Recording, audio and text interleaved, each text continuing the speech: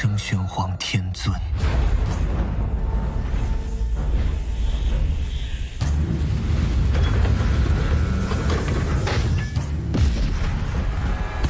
Jumpa lagi dengan Albara. Kita lanjutkan cerita Lord of the Mysteries. Jangan lupa share, like, komen, dan subscribe. Penguasa misteri bab 121, Hipotesis Leonard. Setelah mendengar tebakan Klein dan Frye, Leonard menarik kerah bajunya dan mondar-mandir sambil berkata, "Kalau begitu, kita harus menyelidiki semua orang di rumah kerja yang berhubungan dengan Salus, juga semua orang yang ditemuinya setelah dia bangkrut dan diusir dari rumah." Sungguh sangat merepotkan. Waktu adalah hal yang terpenting. Mari kita berpisah dan melakukan pemeriksaan sepintas di sini, lalu menuju ke kematian ketiga yang dilaporkan di Westboro dan serahkan sisanya kepada polisi. "Baiklah," jawab Klein tanpa ragu. Frye tidak keberatan. Ia menoleh ke arah orang-orang yang tidur di dekat Salus tadi malam. Klein hendak mencari seseorang untuk diinterogasi ketika tiba-tiba ia melihat Leonard menatapnya. Ia menunjuk ke arah aula samping rumah kerja dengan dagunya. Apa yang dia inginkan? Klein sedikit bingung. Dia bersikap seolah-olah tidak terjadi apa-apa dan berjalan-jalan di sekitar aula, lalu mengikuti Leonard ke aula samping, sementara Frye teralihkan perhatiannya. Mereka berjalan melalui sekat menuju sudut yang sunyi tanpa ada orang lain di sekitarnya. "Saya punya hipotesis," Leonard tiba-tiba berkata, berhenti di depan jendela yang pecah. Klein melihat sekeliling dengan bingung. "Apa hipotesismu?" Leonard dengan mata hijaunya yang dalam, ia membalas sebuah pertanyaan, "Jika tidak ada faktor supranatural, menurutmu apa jadinya Nyonya Louise?" Klein berpikir sejenak, lalu berkata dengan serius, "Sama saja. Hanya tertunda seminggu atau 2 minggu, mungkin sebulan. Namun bagi keluarga seperti mereka hanya akan menemui dokter saat dia benar-benar sudah mencapai batasnya. Selama masalah jantungnya memburuk, tidak akan ada cara baginya untuk diselamatkan. Lalu bagaimana dengan Salus? Kalau dia tidak dihasut oleh seseorang, apa jadinya dia?" tanya Leonard lagi. Klein merenung dan berkata, "Dari keterangan dalam informasi, Salus sudah sangat marah tentang kebangkrutannya dan geram karena tidak ada yang menyelamatkannya. Saya pikir cepat atau lambat dia akan membalas dendam, tetapi tidak kepada orang-orang di rumah kerja. Dia mungkin akan mengincar bos yang membuatnya bangkrut atau staf bank yang menyita rumahnya." "Apa hasil balas dendamnya?" Leonard melanjutkan. "Tidak diragukan lagi, dia sudah memutuskan untuk mengakhiri hidupnya. Dia akan mati tidak peduli apapun hasil balas dendamnya." Klein memberikan jawaban yang tegas. Leonard mengangguk dan memperlihatkan senyum acuh tak acuh khasnya. "Lalu dapatkah kita menyimpulkan bahwa Nyonya Louise dan Salus sama-sama orang yang ditakdirkan untuk segera meninggal?" Klein adalah seorang pejuang keyboard yang berpengetahuan. Setelah mendengar pertanyaan itu, ia langsung menebak. "Anda mengatakan bahwa kematian mereka disebabkan oleh beberapa faktor supranatural? Tapi mengapa?" Deskripsi yang lebih akurat adalah, kekuatan hidup mereka telah dipersingkat oleh beberapa faktor supernatural. Kekuatan itu dicuri. Dan kekuatan hidup adalah bahan terbaik untuk memanggil dewa dan setan jahat atau melakukan kutukan yang mengerikan. Leonard tersenyum saat mengoreksi tebakan Klein. Memanggil dewa dan setan jahat atau melakukan kutukan yang mengerikan. Klein menatap mata zamrud Leonard dan berkata, "Setengah ragu, kau tampaknya sangat yakin akan hal ini. Namun, untuk saat ini, sampel investigasi kita hanya 2. Leonard tertawa sinis. "Klein, tidak perlu ada kepura-puraan di antara kita. Aku melihatmu melepaskan diri dari kendali artefak tertutup 2049, dan aku tahu kau istimewa. Dan kau seharusnya bisa merasakan bahwa aku sedikit berbeda dari Beyonder pada umumnya. Senyumnya menghilang saat dia menatap mata Klein. Sudah kubilang padamu bahwa ada banyak orang istimewa di dunia ini yang selalu bisa melakukan hal-hal yang tidak bisa dilakukan orang lain, seperti kamu dan aku. Dunia ini memiliki sejarah yang panjang. Ada banyak benda ajaib yang ingin dimiliki dan dikendalikan orang. Mereka ingin menjadi bintang dalam pertunjukan mereka sendiri. Tidak banyak orang seperti itu, tetapi tidak mungkin hanya ada satu atau dua orang. Menurutku, Beyonder dengan rahasianya bukanlah orang jahat atau penjahat. Kurasa kita bahkan tidak perlu menjelaskan dari mana kemampuan spesial mereka berasal dan apa yang mereka wakili. Selama tindakanmu tidak membahayakanku, Nighthawks, atau Kota Tingen, maka kau tetap rekanku. Begitu pula, kuharap kau akan memandangku dengan sikap yang sama. Tentu saja, sebaiknya jangan membicarakan hal ini dengan atasan.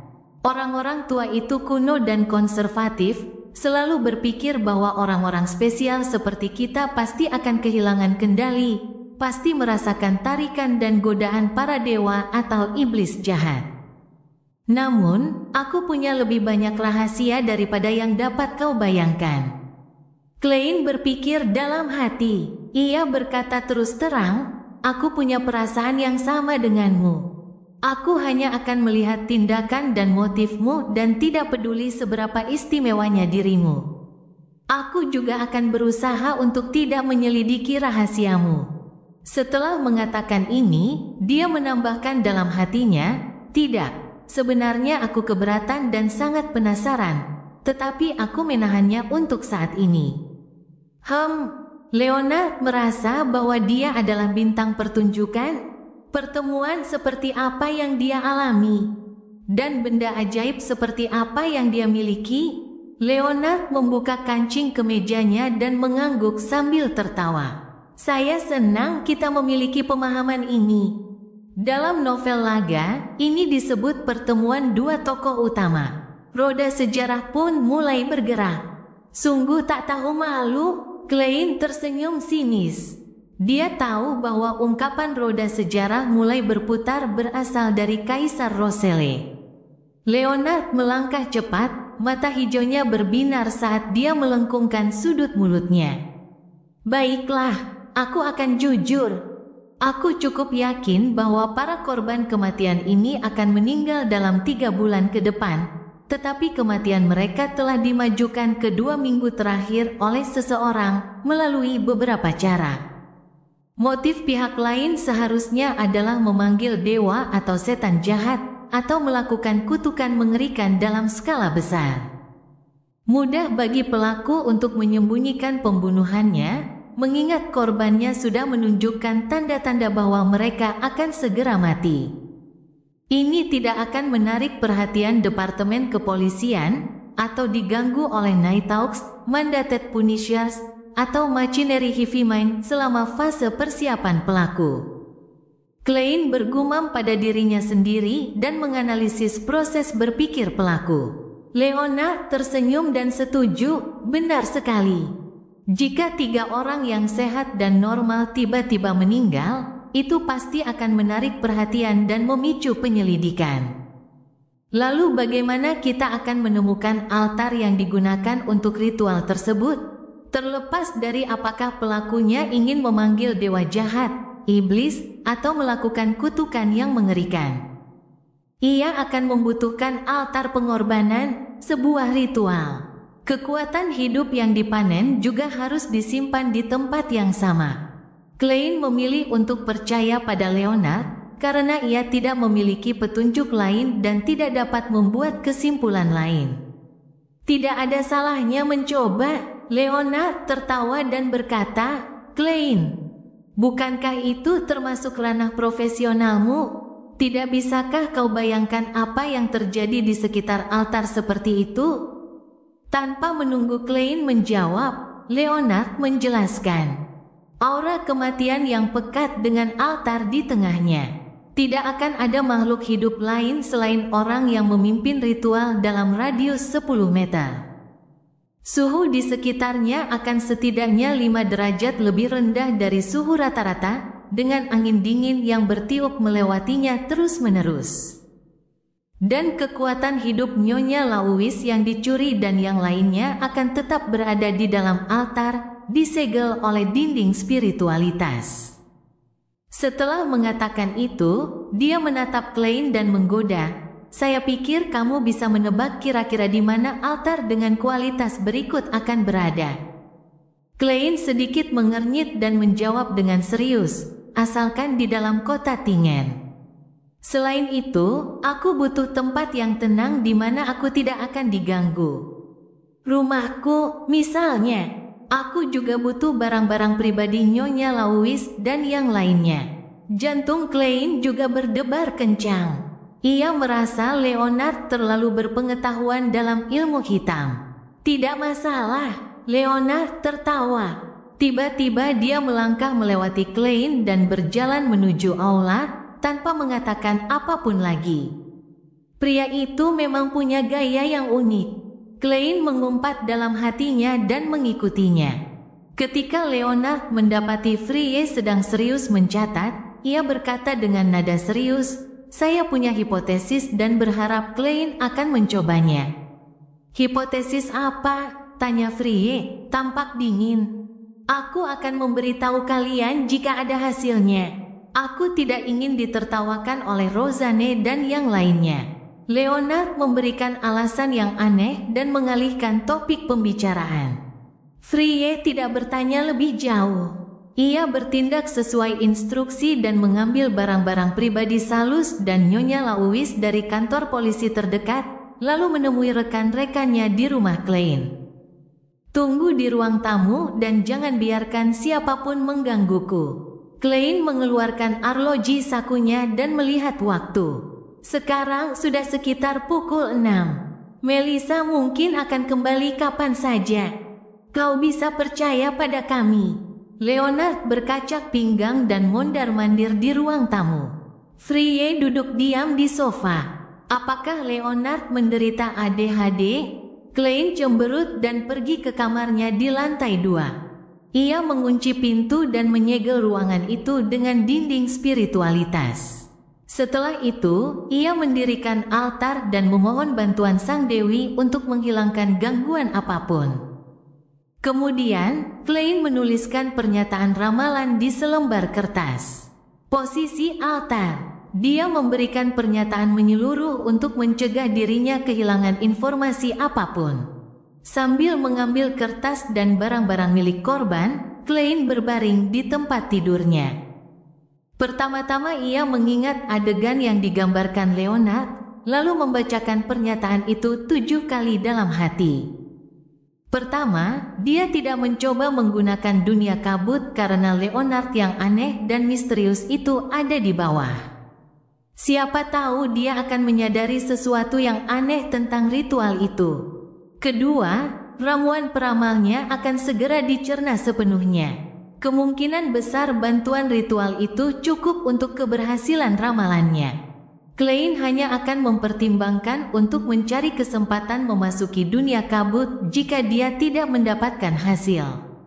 Bagaimanapun, pemanggilan dewa atau iblis jahat adalah sesuatu yang dapat mengancam Benson, Melissa, dan dirinya sendiri. Dengan bantuan Cogitation, ia dengan cepat memasuki mimpi dan melihat pemandangan yang kabur, ilusi, dan terfragmentasi. Tak lama kemudian, sebuah gambar muncul di depan matanya.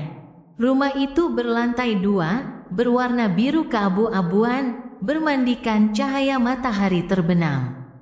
Jendela-jendela di lantai pertama tertutup rapat dan gorden-gorden gelapnya tidak memiliki celah. Namun, gorden-gorden itu mengembang dan menyusut dari waktu ke waktu.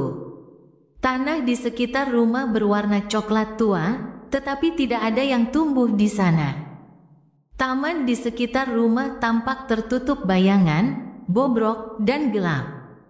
Ada sungai yang mengalir tenang di dekat rumah. Beberapa waktu kemudian, Klein keluar dari mimpinya karena tidak melihat apapun lagi. Hipotesis Leonard benar. Di mana bangunan itu? Ada terlalu banyak sungai di kota Tingen, seperti Borough Barat, Borough Barat Daya, area pelabuhan, area universitas. Dia membuka matanya dan menggosok pelipisnya sambil berpikir, ekspresinya serius. Penguasa misteri bab 122, membangun target.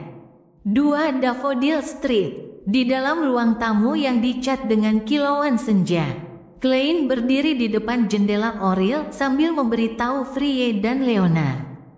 Ramalanku mengungkapkan sesuatu. Aku melihat sebuah gedung 2 lantai berwarna biru keabu-abuan dalam mimpiku. Semua jendela di lantai pertama tertutup rapat dan gordennya ditarik. Gedung itu dikelilingi oleh tanah coklat setebal beberapa meter tanpa tanaman hijau atau bunga. Gedung itu juga memiliki taman yang sangat suram, persis seperti yang ada dalam cerita horor. Satu-satunya ciri yang bisa digunakan untuk mengidentifikasinya adalah sungai di dekatnya, sungai yang agak lebar. Mungkin itu Sungai Tusok atau Sungai Kou. Kami hanya bisa mengetahuinya melalui proses eliminasi. Semoga kami masih bisa sampai tepat waktu. Sungai Tusok adalah sungai terbesar di kerajaan Lon, mengalir dari barat laut tempat Gunung Mirmins berada. Sungai ini mengalir ke tenggara, melewati Mitsishar, Kabupaten Awa, lalu melewati ibu kota, Beklun, dan bermuara ke laut dekat pelabuhan Pritz. Lokasi pertemuannya di kota Tingen termasuk sudut barat daya Borough Barat dan pelabuhan di Borough Selatan. Sumber Sungai Koi berasal dari pegunungan York Utara saat melewati distrik universitas di Borough Timur dan secara lokal menyatu dengan Sungai Tusok. Itulah 2 sungai utama di sekitar Tingen. Sisanya hanya bisa dianggap sungai kecil dan tidak ada satupun yang permukaan airnya luas. Mendengar uraian Klein, Frye yang pucat dan dingin mengangguk ringan tanda setuju. Karena tidak ada petunjuk lain, proses eliminasi adalah satu-satunya metode yang efisien. Saat itu, Leonard tersenyum dan berkata, mungkin kita bisa mempersempit kemungkinan lokasi target. Bagaimana kita mempersempit kemungkinannya? Klein mengerutkan kening dan bertanya sebagai jawaban sambil melihat arloji saku daun anggur perak. Leonard terkekeh. Seorang penjahat yang punya rencana dan tujuan akan memilih target di suatu tempat yang jauh dari lokasi altarnya. Ini adalah hasil dari naluri alami mereka untuk merasa aman. Hanya ketika tidak banyak orang yang akan segera mati di daerah yang jauh dari altarnya, dia akan mempertimbangkan target yang lebih dekat. Jadi, kita harus membaca ulang informasinya, mengecualikan daerah-daerah yang jumlah kematian meningkat pesat di atas standar rata-rata. Mata Klein berbinar saat mendengar itu. Dugaan yang brilian. Pada saat yang sama, dia mendesah dalam hati. Aku benar-benar tidak punya bakat untuk menjadi detektif. Frye mengangguk dan mengambil dokumen di meja kopi dan mulai membacanya lagi. Setelah beberapa menit, dia memperdalam suaranya yang serak dan berkata, benar-benar ada wilayah seperti itu, dan hanya ada satu kemungkinan. Daerah mana? Tanya Klein. Frye menyerahkan tumpukan informasi tebal itu kepada Leonard yang berada di sebelahnya. Ia mengerutkan bibir tipisnya dan berkata, Westboro. Ini Westboro. Klein mengepalkan tinjunya dan langsung menyarankan, kalau begitu mari kita cari di wilayah barat daya Westboro. Wilayah itu tidak terlalu luas. Saya setuju. Leonard menggema sambil melambaikan kertas-kertas di tangannya sebagai tanda setuju, seolah-olah dia bukanlah orang yang menyarankan untuk mempersempit cakupan pencarian mereka. Kereta roda 2 itu melaju pelan di sepanjang jalan berlumpur. Di samping mereka, cahaya merah jingga matahari terbenam terpantul dari sungai lebar yang diwarnai oleh cahaya senja matahari terbenam. Klein dan Frye melihat keluar jendela dari kedua sisi kereta, memeriksa satu persatu rumah. Mereka mencari rumah berwarna biru keabu-abuan dengan taman yang bobrok. Jika memungkinkan, mereka akan memperhatikan apakah tirai di lantai pertama ditutup. Leonard duduk santai di tempat asalnya, bersandar di dinding kereta sambil menyenandungkan lagu daerah yang populer. Pemandangan redup berlalu, dan Klein melihat sebuah bangunan dua lantai berwarna biru keabu-abuan. Dari sudut matanya di depan bangunan itu terdapat taman suram yang tampak seperti reruntuhan. "Ketemu," kata Klein sambil menekan suaranya. Sebelum dia menyelesaikan kalimatnya, Frye dan Leonard mendekat untuk melihat keluar jendela. Hampir tidak ada jarak di antara mereka. Saat kereta semakin dekat ke gedung, tirai gelap yang ditutup di lantai pertama muncul di depan mata ketiga Nighthawk. Klein bahkan tidak perlu menebak apakah mereka memiliki gedung yang tepat. Ia sepenuhnya yakin bahwa itu adalah gedung yang ia lihat dalam mimpinya. Di sanalah altar jahat itu didirikan. Tak seorang pun menghentikan kereta, tetapi malah membiarkan pengemudi kereta terus melaju. Mereka melewati target dan terus menjauhinya, seolah-olah mereka hanya lewat begitu saja. Ketika mereka tidak dapat lagi melihat bangunan itu ketika mereka berbalik, Leonard menyuruh pengemudi untuk menghentikan kereta. "Klein, kembalilah ke Zotland Street dengan kereta ini dan beritahu kapten untuk datang ke sini untuk meminta bantuan." Leonard menjentikkan jarinya dan menyeringai pada rekan setimnya. "Apakah dia menganggapku sebagai seorang pemula dan bahwa aku tidak seharusnya terlibat dalam misi berbahaya seperti itu? Orang ini tetaplah orang yang baik." Klein tercengang saat menyadari apa yang dimaksud Leonard. Frye mengangguk setuju. "Anda baru saja memulai pelatihan tempur dan tugas Anda adalah peran pendukung. Aku tahu, dan seseorang yang bisa membunuh begitu banyak orang untuk melakukan ritual tidak akan menjadi lawan yang mudah. Hanya kapten yang bisa membuat situasi ini tidak terlalu menakutkan." Klein menarik napas dan setuju secara rasional. Dia menatap Leonard, lalu Frye sebelum memaksakan senyum dan berkata, "Hati-hati. Jangan khawatir, aku sangat menghargai hidupku. Sampai kapten datang, kita hanya akan berjaga-jaga, dan kita tidak akan mendekat." Leonard tersenyum. Frye tidak berkata apa-apa tetapi hanya mengambil kopernya. Klein terdiam sejenak, lalu mengeluarkan 1 sen tembaga dan berkata, "Biarkan aku meramal sekali untukmu." Dia melantunkan, "Apa yang akan terjadi di sini akan menghasilkan hasil yang baik." Dia melempar koin bersamaan dengan matanya yang menjadi gelap. Sial, koin itu terlempar ke udara, lalu mendarat dengan kuat di telapak tangan Klein. Klein melihat dan menyadari bahwa itu adalah kepala sang raja. Ia langsung menghela napas lega. Itu hanya simbol yang samar, jadi ada interpretasi lain. Yang terpenting adalah selalu berhati-hati dan bijaksana, jelasnya kepada Frye dan Leonard seperti yang dilakukan seorang peramal. Leonard sudah berbalik. Dia melambaikan tangan dan melompat dari kereta. "Secerewet nenekku yang berusia 80 tahun. Frye mengangguk dengan serius dan turun sambil membawa kopernya. Melihat kedua rekannya menuju ke gedung sasaran, Klein menyentuh pistol di sarung ketiaknya dan berkata kepada pengemudi, "Jalan Zotland."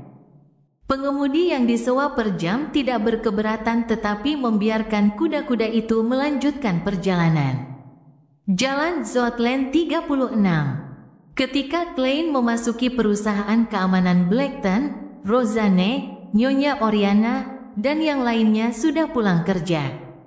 Suasananya sangat sunyi dan remang-remang. Dun sedang duduk di sofa di ruang tamu.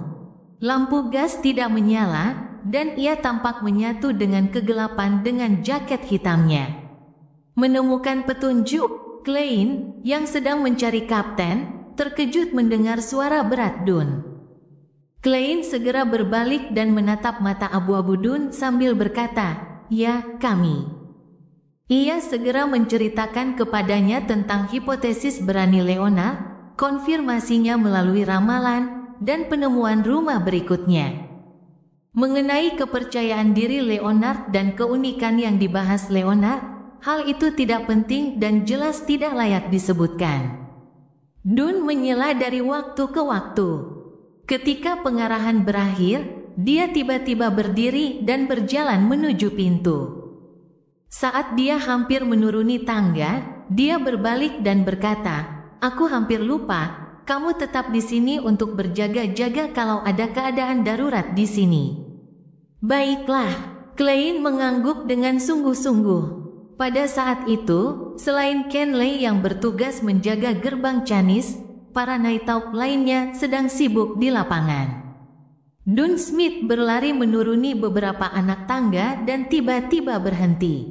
Sambil mengenakan topinya, ia berteriak kepada Klein melalui pintu, "Kunci pintu dan ikuti aku." "Hei, kami tidak membutuhkanmu untuk ikut bertempur.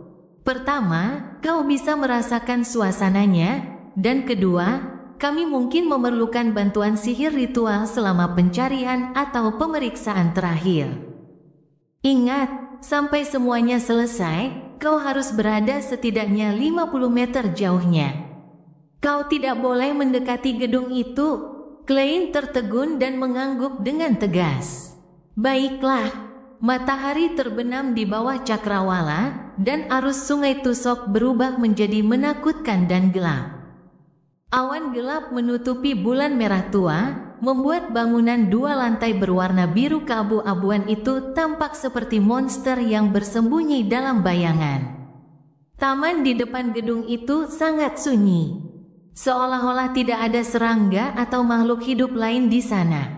Klein memandang pemandangan itu dari kejauhan, telapak tangannya berkeringat dan tubuhnya menggigil. Dia merasa ada banyak sekali makhluk mengerikan yang tersembunyi, menunggu, dan haus akan pesta berdarah. Dia memperhatikan Dun, Leonard, dan Frye bergerak hati-hati menuju bangunan sasaran, menyatu dalam kegelapan. Di lantai 2 gedung biru keabu-abuan, di kamar tidur tanpa lampu.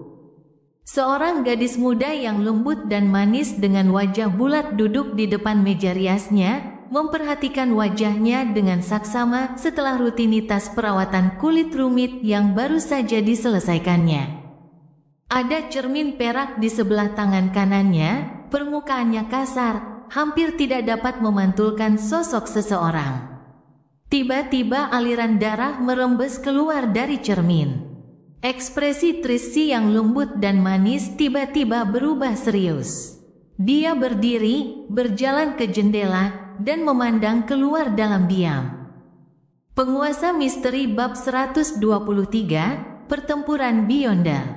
Tanaman merambat tumbuh di seluruh taman yang bobrok di luar jendela kaca. Sungai mengalir lembut, memantulkan bintang-bintang di langit sementara cahaya hangat merembes keluar dari gedung-gedung di dekatnya. Segalanya sunyi, seolah menanti datangnya malam.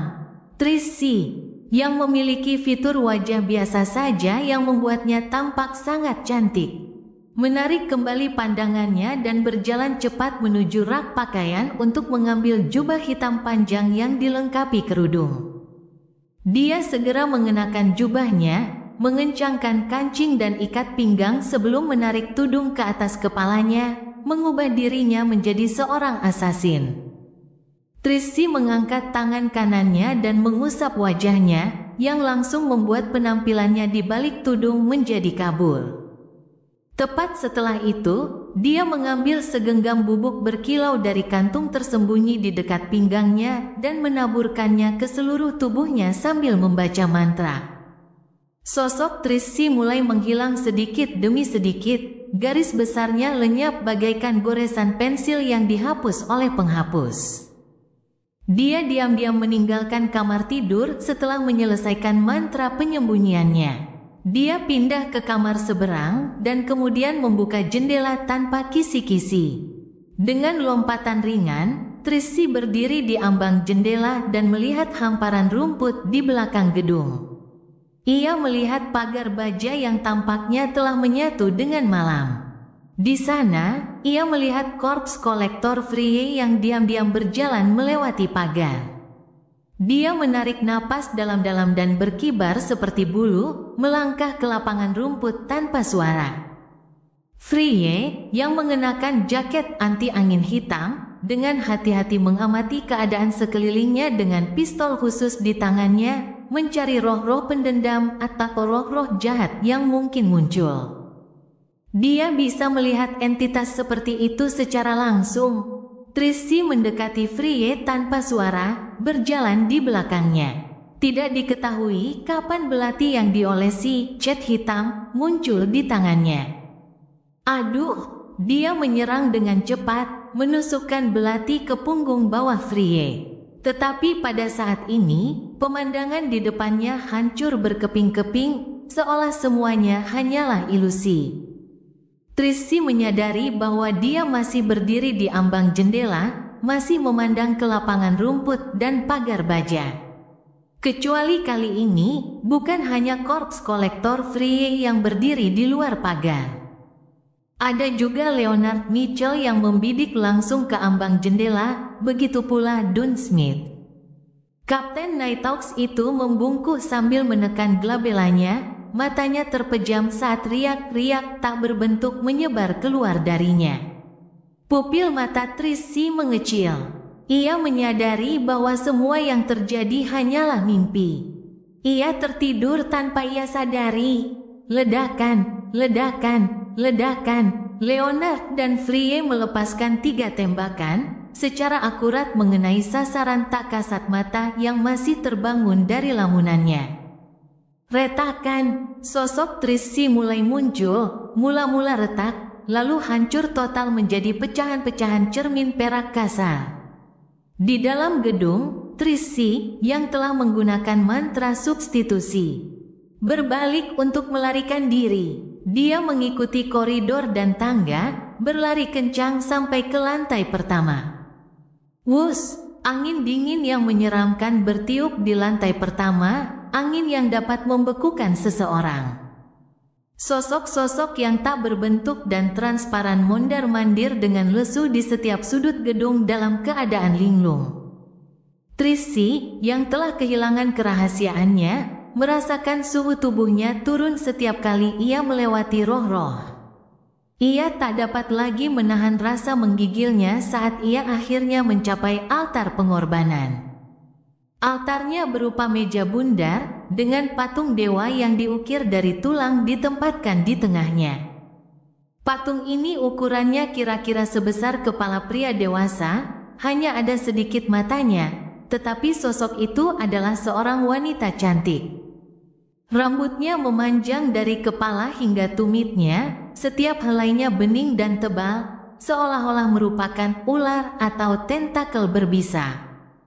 Hanya ada satu mata yang terletak di ujung setiap helai rambut, beberapa tertutup, yang lainnya terbuka. Ada banyak boneka yang berserakan di sekitar patung tersebut. Kerajinan boneka-boneka tersebut masih kasar. Nama-nama dan informasi yang relevan ditulis pada boneka-boneka tersebut, misalnya Joyce Meyer. Ada 3 lilin di atas meja, berkedip-kedip dengan nyala api hijau kekuningan meskipun angin dingin dan jahat. Tracy membungkuk pada patung dewa itu dan segera melafalkan mantranya. Dia lalu mendorong boneka-boneka itu dan memadamkan api lilin sebelum mengambil patung itu. Suara mendesing, angin menderu kencang saat mengguncang jendela yang tertutup rapat dengan keras. Klak, berderit, pecahan kaca beterbangan ke segala arah. Frye, yang baru saja berjalan ke sisi lain gedung, tidak berani menerobos masuk ke altar pengorbanan dengan gegabah. Ia menggigil, merasakan darahnya menjadi dingin dan beku. Hal itu membuat tindakannya tampak lebih lambat. Tiba-tiba, dia merasakan tumitnya menegang, seakan-akan ada sesuatu yang tak kelihatan mencengkeramnya. Rasa dingin yang kuat menyebar ke atas dari titik kontak. Seorang Beyonder Sequence 9 pasti sudah mati rasa sekarang. Namun sebagai seorang corpse collector, Frye tidak asing dengan situasi seperti itu. Dia mengarahkan revolvernya ke samping tumitnya dan menarik pelatuknya. Seolah-olah dia bisa melihat siapa musuhnya dan di mana tepatnya mereka berada. Wah, peluru pemburu iblis berwarna perak menembus udara, menyebabkan suara lolongan melengking sebagai tanggapan. Sosok tak berbentuk itu menghilang dan Frye mendapatkan kembali kemampuannya untuk bergerak. Di tempat lain, Dun Smith yang ingin mencapai lantai 2 dengan menghindari serangan frontal di altar, juga terpengaruh oleh angin dingin. Tubuhnya membeku saat ia berhenti tepat di luar jendela yang pecah.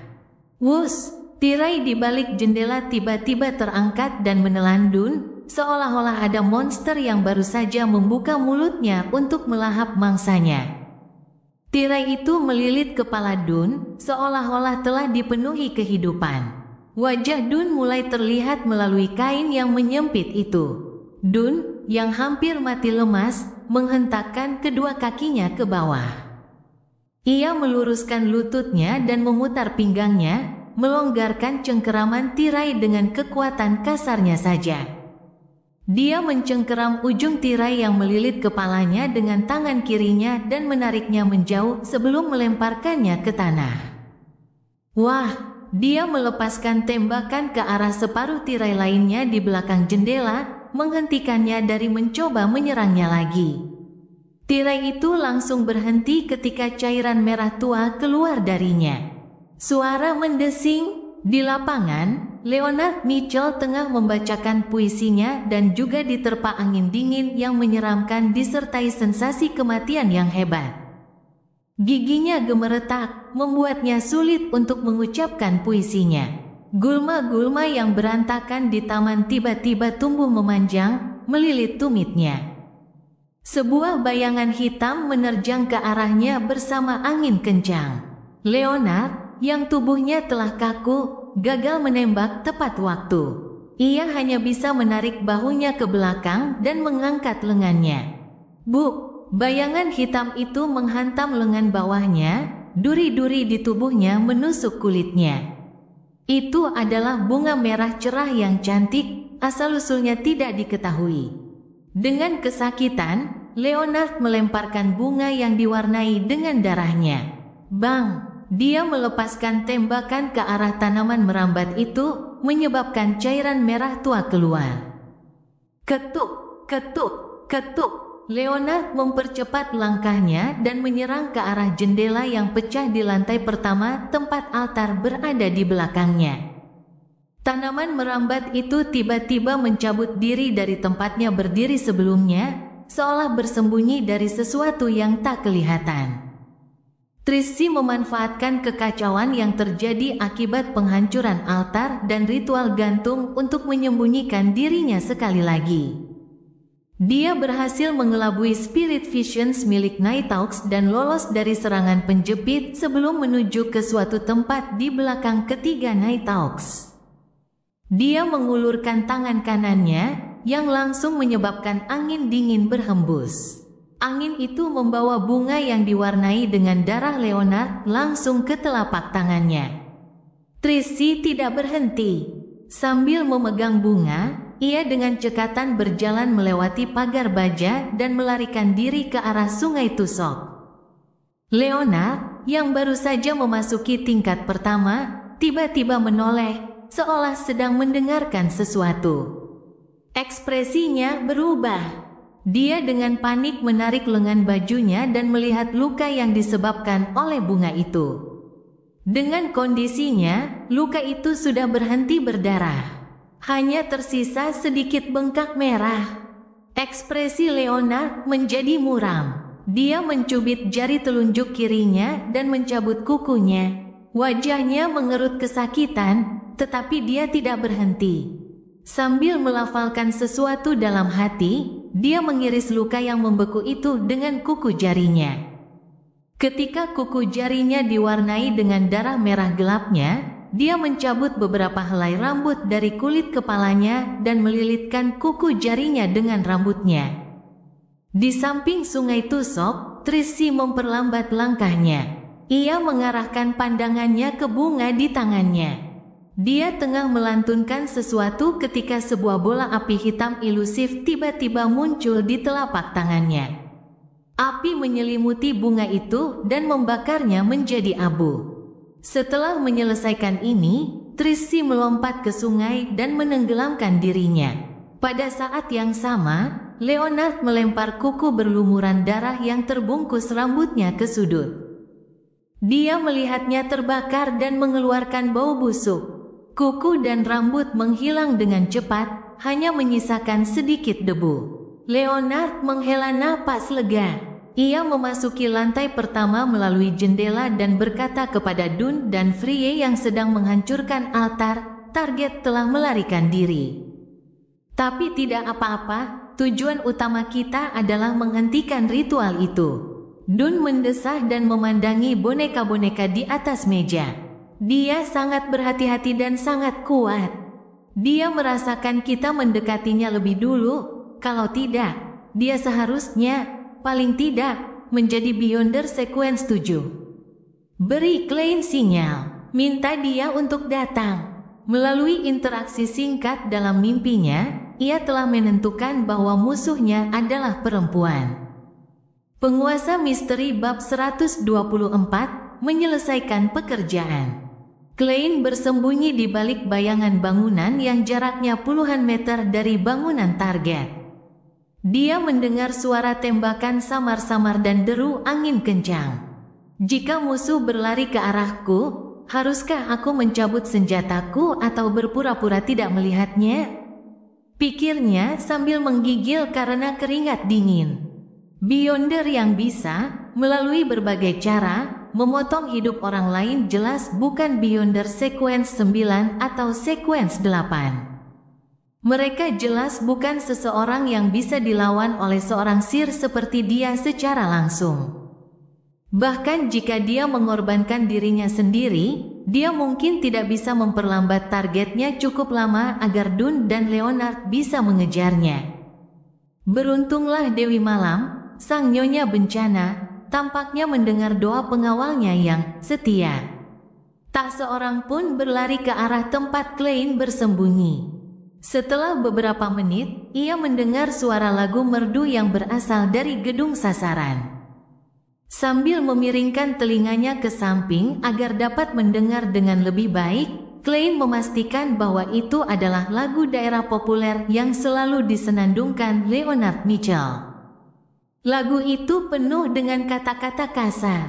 Fiuh, ia menghela napas lega. Ia memegang pistolnya di satu tangan dan tongkatnya di tangan lainnya.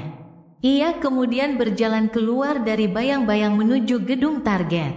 Lagu daerah yang populer itu merupakan isyarat pertemuan yang telah disepakatinya dengan Dunn dan yang lainnya. Klein melangkah 2 langkah dan tiba-tiba berhenti. Ia menyandarkan tongkatnya ke pagar besi dan memindahkan pistol ke tangannya yang lain. Kemudian, dia melepaskan rantai perak di dalam lengan bajunya dan membiarkan liontin topas itu menjuntai secara alami.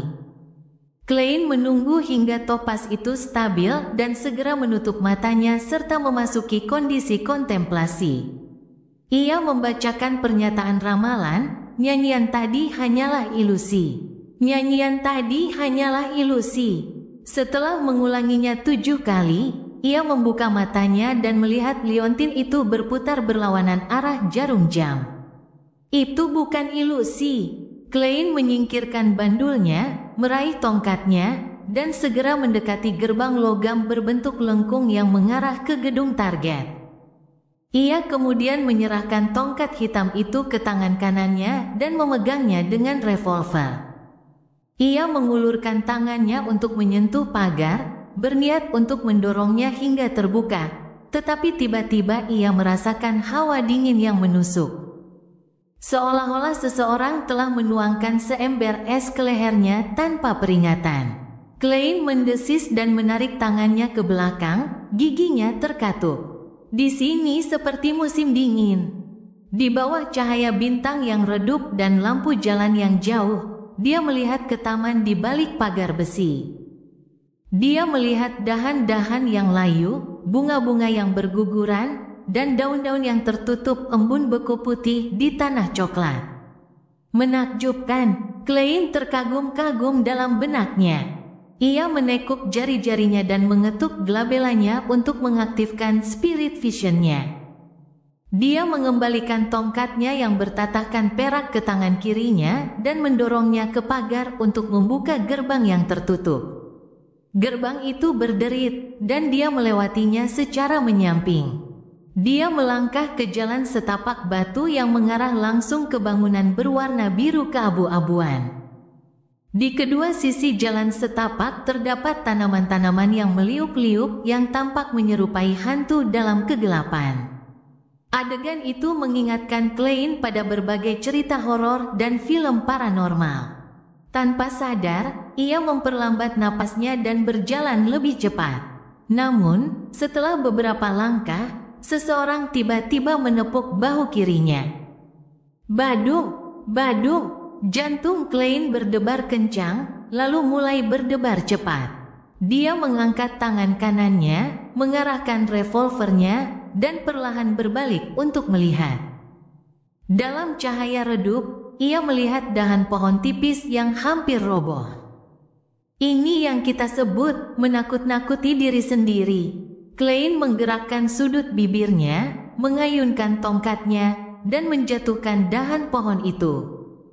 Ia terus melangkah maju sementara isak tangis samar terdengar di telinganya. Bayangan buram dan tembus pandang muncul di depan matanya. Bayangan-bayangan ini menyerbu setelah merasakan napas orang yang hidup dan kehangatan daging dan darah. Klein melompat ketakutan dan segera berlari ke pintu gedung berwarna biru keabu-abuan itu.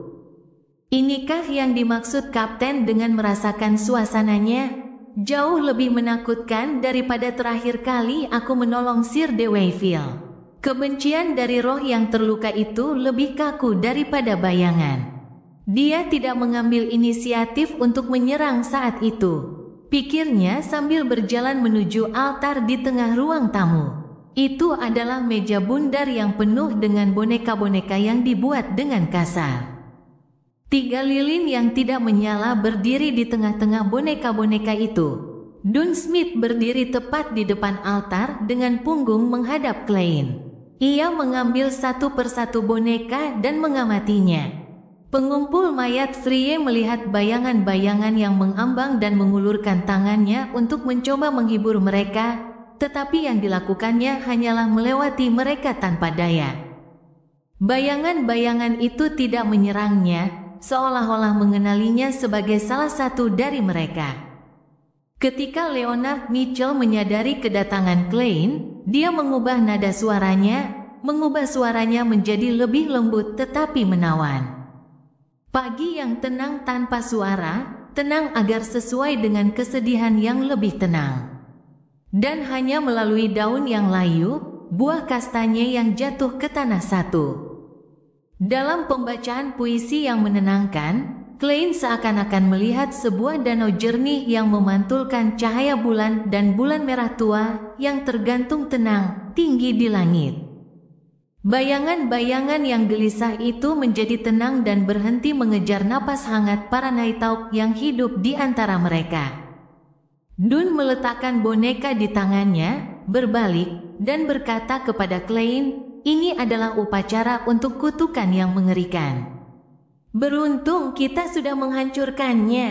Pertama-tama persiapkan ritual untuk menghibur roh-roh yang masih ada, lalu cobalah berkomunikasi dengan roh-roh orang yang sudah meninggal dan lihat apakah Anda bisa mendapatkan petunjuk dari mereka."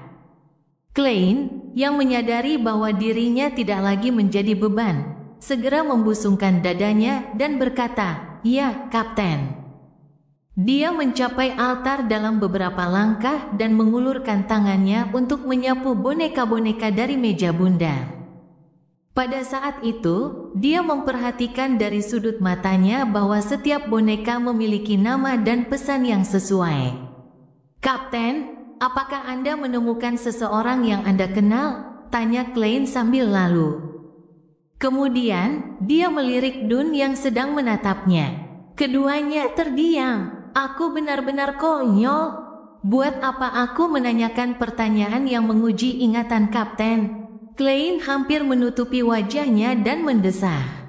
"Jika itu bos lain, mereka pasti akan menemukan kesempatan untuk mempersulit hidupku karena ini. Untungnya, Kapten akan melupakan ini." Aku bertanya-tanya apakah itu keuntungan atau kerugian. Pikirnya, setengah senang, setengah bercanda. Setelah hening sejenak, Dun tampaknya akhirnya mampu membedakan kenyataan dari dunia mimpi. Ia menjawab, "Ada seseorang yang kau kenal." "Siapa?" Klein berhenti, tangannya masih terulur untuk mengembalikan lilin ke tempat seharusnya. "Joyce Meyer, penyintas tragedi Alfalfa," jawab Dun singkat. "Joyce Meyer, tunangan Anna."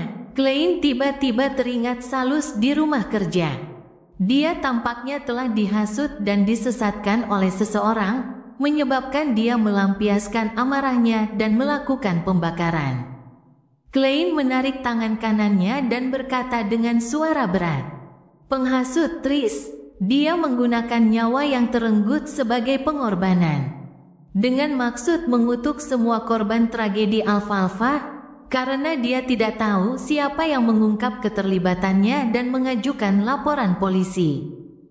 Jika Tris membalas dendam secara langsung, mustahil untuk menghabisi semua target yang tersebar di Tingen. Setelah 2 atau 3 pembunuhan, dia akan diperhatikan oleh Nighthawks, Mandated Punishers, dan Machinery Heavy-Mine. Kemudian, dia akan kehilangan kesempatan untuk melanjutkan pembunuhannya." Klein melengkapi kekosongan mengapa Tris memulai semua ini. Dun mengangguk mula-mula, lalu menggelengkan kepalanya. "Tidak semua yang selamat, tetapi hanya yang selamat di Tingen. Ritual kutukannya hanya dapat memengaruhi orang-orang dalam jangkauan ini. Lagi pula, pembawa acara ritual itu adalah seorang perempuan, bukan Tris." Klein mengerutkan alisnya dan bertanya, "Mungkin itu adalah seorang ahli yang dikirim oleh Ordo Teosofi untuk membantu Tris?" "Ya, asal-usul Ordo Teosofi mungkin melibatkan sekte iblis. Wajar saja jika para ahli mereka adalah perempuan."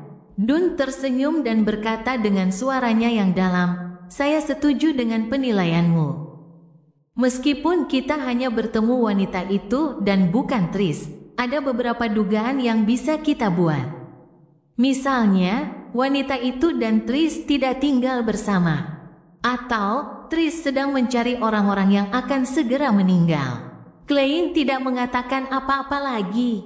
Ia meletakkan 3 lilin di tempatnya, mengeluarkan minyak esensi bulan purnama, kayu cendana merah, dan bahan-bahan lainnya, lalu segera mendirikan altar.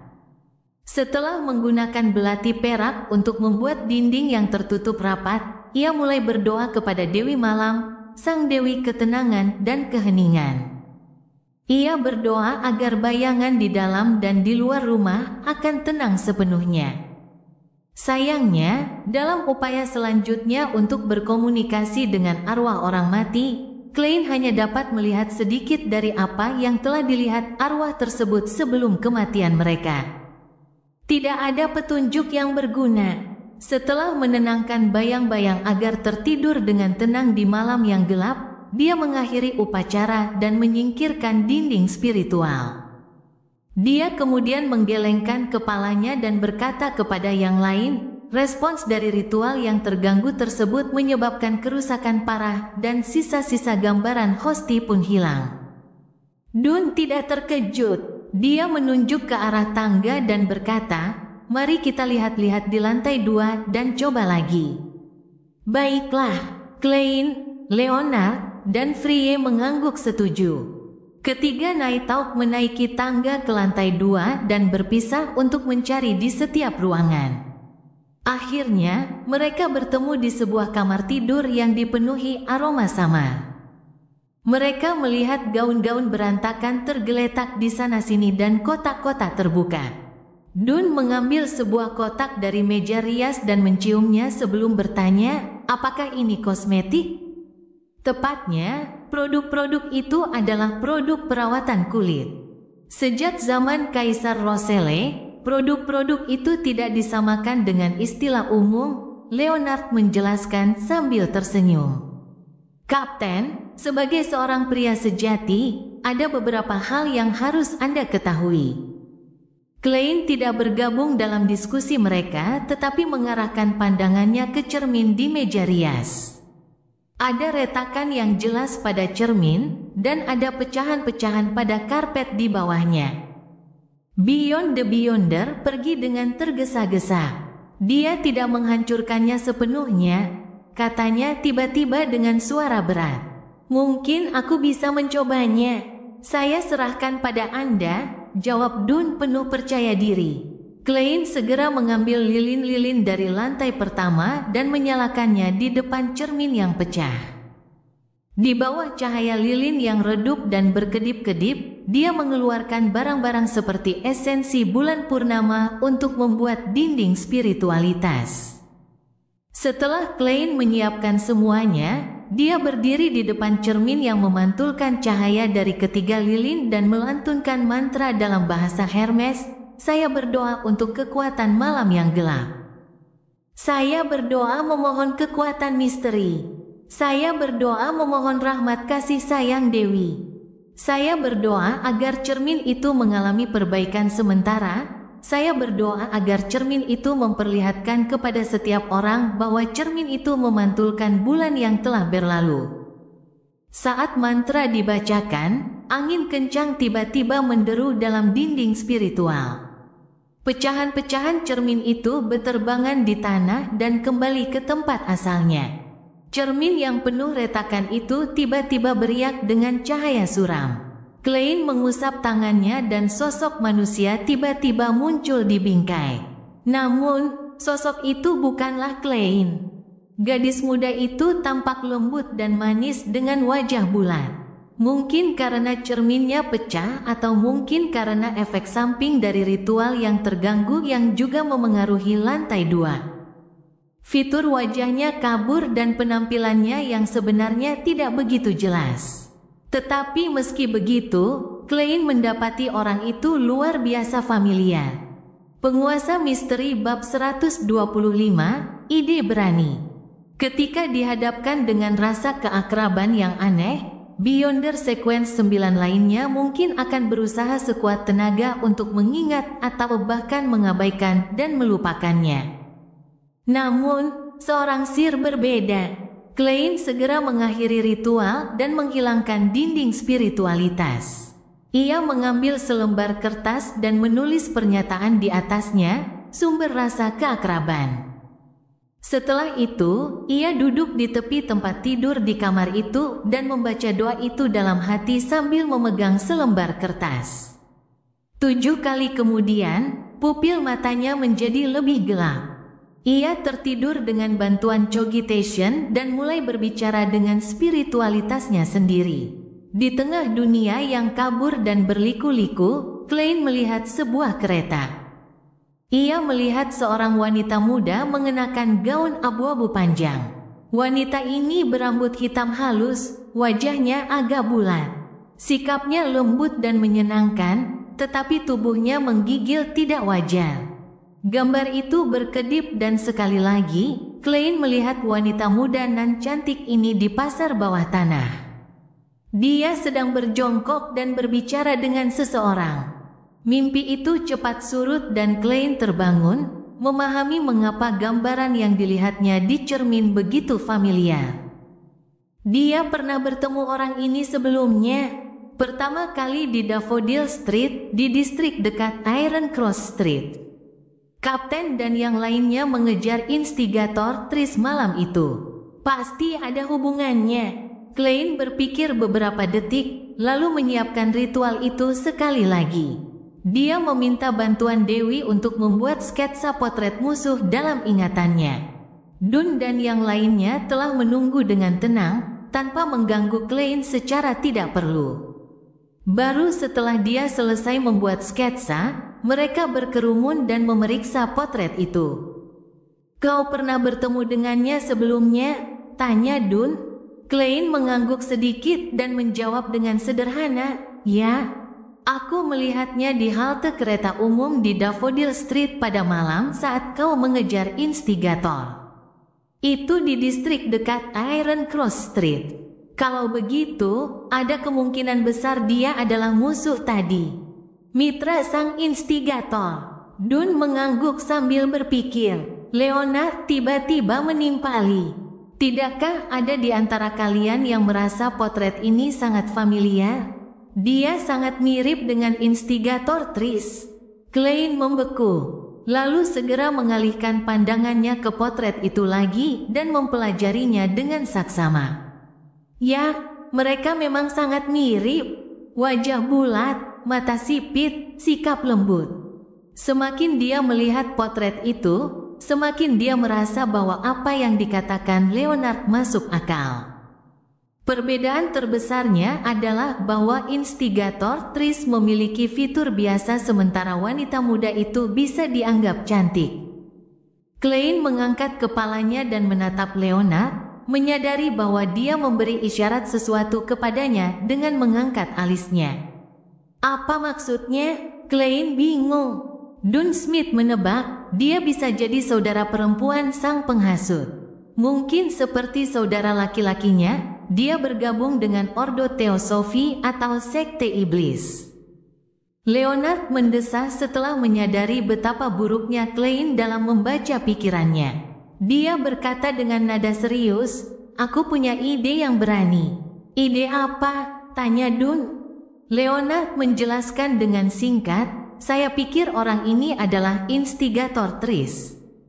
"Apa?" seru Frie kaget. Dun mengernyitkan alisnya dan berkata, "Maksudmu, instigator Tris sebenarnya perempuan? Atau laki-laki yang berpura-pura menjadi perempuan?" "Tidak, dari mimpi itu, aku bisa memastikan bahwa dia perempuan." Klein telah terpapar pada banyak plot yang kreatif dan konyol. Dia melihat potret itu lagi dan langsung menebak lagi. Mungkinkah instigator Tris menjadi seorang wanita? Itu bisa menjelaskan banyak hal. Misalnya, mengapa jejak yang mengarah ke Tris tiba-tiba terputus? Mengapa mereka tidak dapat menemukan jejak apapun? Bahkan dengan ramalan, mungkin karena ada perubahan mendasar pada target mereka. Satu-satunya pertanyaan adalah bagaimana dia bisa berubah menjadi wanita dalam rentang waktu yang begitu singkat. Dan itu tampaknya cukup sederhana. Dia memiliki penampilan yang cukup baik bahkan setelah transformasinya. Maksudku, sejujurnya, dia cukup menarik, pikir Klein teralihkan. Leonard mengangguk lega. "Ya, itu teoriku. Ini bisa menjelaskan dengan sempurna mengapa instigator Tris tampak menghilang. Ini juga sesuai dengan fakta aneh bahwa eselon atas sekte iblis semuanya perempuan." Dun dan Frie sejenak kehilangan kata-kata. Meskipun mereka telah melihat banyak monster dan hal-hal menakjubkan, ini adalah pertama kalinya mereka berhadapan dengan transformasi seperti ini. "Maksudmu, ada banyak wanita di jajaran atas sekte iblis yang dulunya adalah pria?" tanya Dun. Dia tidak menunggu jawaban sebelum berkata, "Itu mungkin saja. Mungkin itu tidak karakteristik unik ramuan mereka." Klein sedikit menggigil saat mendengarkan. Dia merasa ramuan sekte iblis itu adalah jebakan. Semoga saja ramuan serupa tidak ada di jalur sang pelihat. Tidak, tentu saja tidak.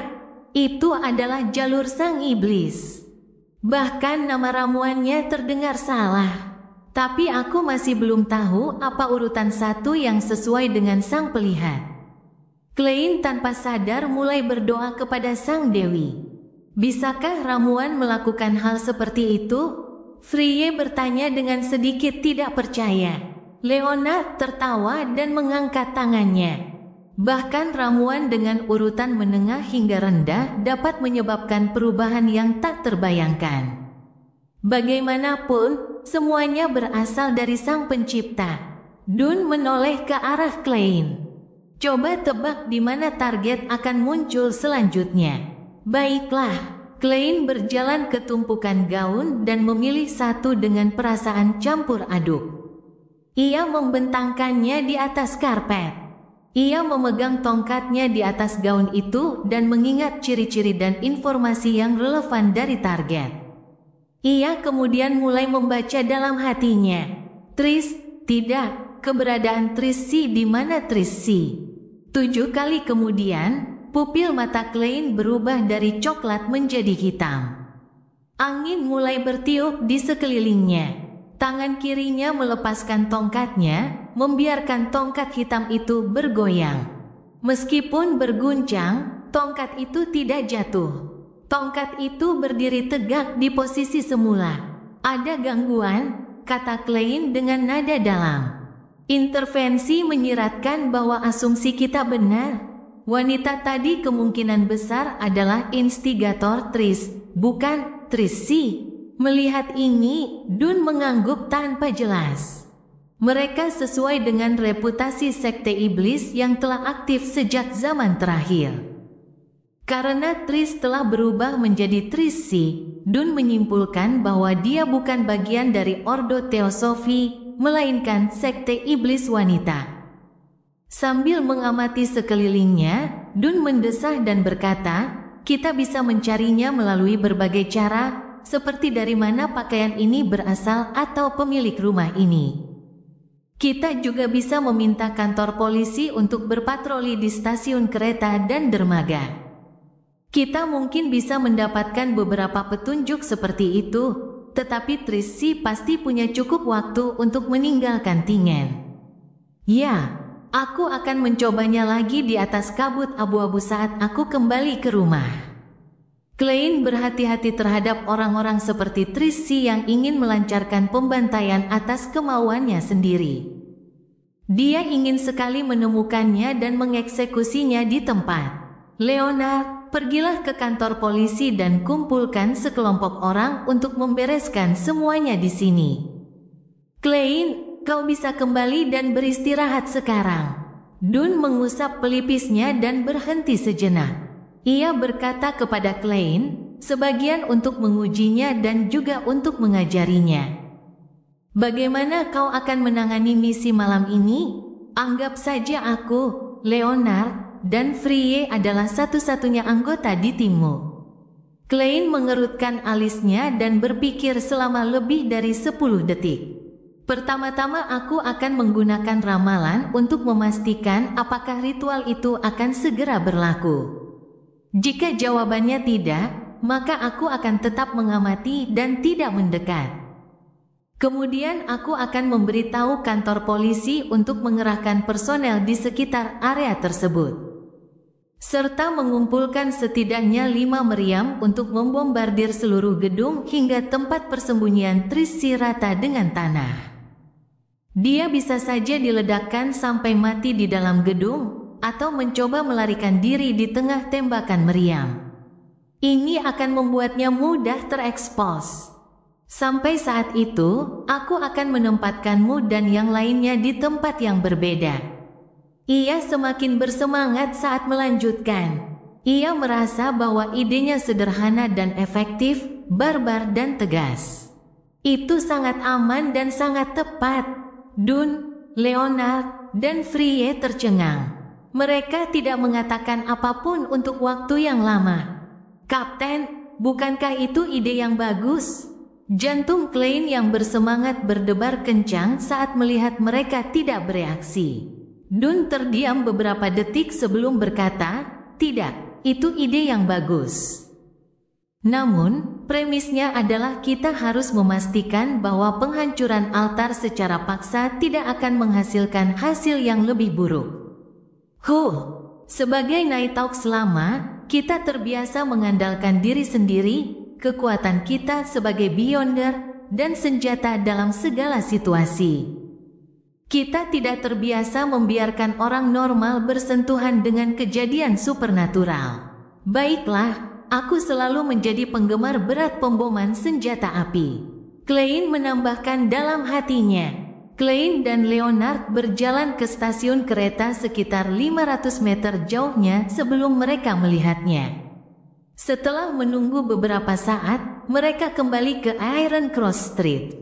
Satu orang pergi ke kantor polisi terdekat, sementara yang lain kembali ke Daffodil Street. Ketika Klein tiba di depan pintu rumahnya, ia merapikan pakaiannya dan memastikan semuanya baik-baik saja sebelum mengeluarkan kuncinya dan membuka pintu. Melissa dan Benson berada di ruang tamu, masing-masing dengan tenang mengerjakan tugas dan membaca buku di bawah cahaya lampu gas. Benson pasti lelah setelah bekerja keras seharian, namun ia tekun belajar setelah pulang ke rumah. Sungguh pria yang penuh tekad. Aku tidak bisa melakukan itu. Yang bisa kupikirkan sekarang hanyalah berbaring. Klein melirik saudaranya dan tersenyum, memberi salam pelan dengan mengangkat tangannya. Benson tersenyum dan berkata, "Sekarang saya mengerti harga di balik gaji yang besar. Ada harga untuk segala sesuatu di dunia ini. Ada sesuatu yang harus kita berikan sebelum kita bisa mendapatkan balasannya," kata Klein sambil meletakkan tongkatnya di rak di samping pintu. "Itu rupanya yang dikatakan Kaisar Roselle, kan?" Melissa berhenti menulis dan mendongak. Sekolah teknik Tingen berbeda dengan universitas dan sekolah umum. Liburan musim panas hanya berlangsung selama 2 minggu, dari akhir Juli hingga awal Agustus. Pelajaran dimulai kembali saat hari-hari terpanas telah berakhir. "Begitukah? Aku tidak ingat," jawab Klein, ekspresinya sedikit kaku. Dia melepas topinya dan menuju ke atas. Dia bermaksud mencari tahu keberadaan Trissy sesegera mungkin. Tiba-tiba, dia mendengar perutnya berbunyi. Dia merasakan rasa lapar yang amat sangat. "Oh benar, aku belum makan malam." Namun, catatan yang kutinggalkan mengatakan bahwa perusahaan keamanan akan menyediakan makanan dan meminta mereka untuk tidak menyisakan makanan untukku. "Serius, Kapten, kau benar-benar lupa tentang itu." Ekspresi Klein berubah beberapa kali karena ia bermaksud berpura-pura sudah kenyang. Pada saat itu, Melissa menoleh dan menatapnya. Ia menunjuk ke dapur dan berkata, "Kami meninggalkan sepotong kecil daging domba dan semangkuk sup sayuran kental untukmu. Ada beberapa potong roti juga." Setelah mengatakan hal itu, dia kembali membenamkan kepalanya ke dalam pekerjaannya dan bergumam pada dirinya sendiri, "Aku merasa makanan yang disediakan kantor tidak akan terlalu enak. Mungkin membuat orang kehilangan selera makan." Cerita bersambung. Jangan lupa share, like, komen, dan subscribe agar tidak ketinggalan cerita selanjutnya.